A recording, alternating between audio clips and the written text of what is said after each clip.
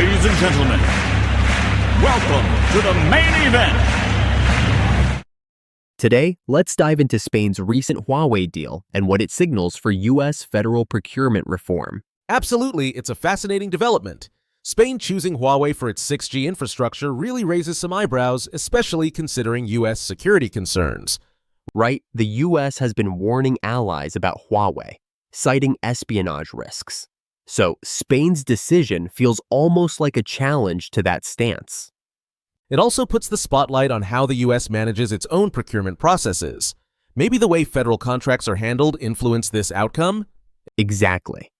The U.S. system can be slow, bureaucratic, and sometimes even fails to support innovation. That could put American alternatives at a disadvantage. And meanwhile, Huawei offers fast deployment and competitive pricing.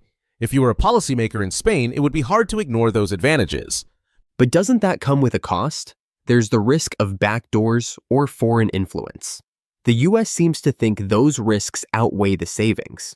True, but Spain probably weighed the risks against immediate infrastructure needs. Maybe they believe their own safeguards are enough. Or maybe they're frustrated with the lack of viable Western alternatives. The U.S. procurement process doesn't exactly encourage nimble tech companies.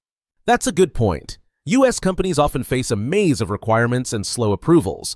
It's not the best environment for rapid innovation. Plus, smaller firms can barely break into the market. Big defense contractors tend to dominate, and they're not always the most cutting edge. Right, and meanwhile, countries like Spain have urgent needs. If U.S. suppliers can't deliver quickly, they'll look elsewhere no matter the politics. So, do you think this deal is a wake-up call for the U.S. to modernize procurement? I do. If the U.S. wants allies to choose American tech, it can't just rely on security warnings. It needs to make its offerings more attractive. That might require a big culture shift. Federal procurement reform is always discussed, but rarely do we see real progress. Agreed. There are so many layers: compliance, risk aversion, legacy systems. It's a bit like trying to turn an oil tanker. And yet, the stakes are high. With 6G and emerging tech, whoever leads sets the standards for the future. Exactly. If the U.S. doesn't adapt, it risks losing influence not just in Europe but globally. Do you think Spain's move will inspire other countries to follow suit? Or is this a one-off? I think it's a signal. Others might be watching to see if Spain faces any fallout, diplomatic or technical. Meanwhile, U.S. policymakers might need to rethink their strategy. Is it about persuasion or about delivering better products? Faster. Probably both. You can't just say, "Trust us." You have to offer something genuinely competitive. Sometimes it feels like the procurement system is built for a different era, one where slow and steady was enough.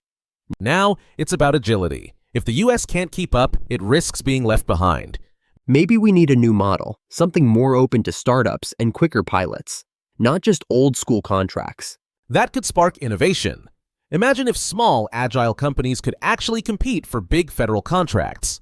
It might also help with international trust. Allies could see the U.S. leading in both security and technology, not just talking about risks. Absolutely. At the end of the day, actions speak louder than warnings. So, is Spain's Huawei deal a sign of U.S. decline or just a temporary setback? I'd say it's a warning shot. A reminder that the world is changing and the U.S. needs to catch up. Well, maybe it's finally the push needed for real reform. Sometimes you need a little external pressure to spark change. True. Let's hope U.S. leaders see it that way, instead of just doubling down on old approaches. It'll be interesting to see how this plays out. Will procurement reform become a priority, or will we see more allies turning to competitors like Huawei? Only time will tell. For now, it's a story to watch, and maybe a lesson in the importance of being both secure and competitive. That's a great note to end on. Thanks for joining us, and we hope this gives you something to ponder about the future of tech and policy. Until next time, stay curious. A special thank you to MarketUS.com for furnishing us this information. Here's a question: how do we contact them? Good question. You can reach them at MarketUS.com or call them at 954-636-3232. Before we go, this deep dive was created by the MarketUS.com team. Let us know your thoughts in the comments below. Good point, it's right below the subscribe link. Thank you for watching. If you're interested in becoming a sponsor and sharing your product or service with the world, reach out to MarketUS.com. You can schedule a session to discover how we can work together. See you soon.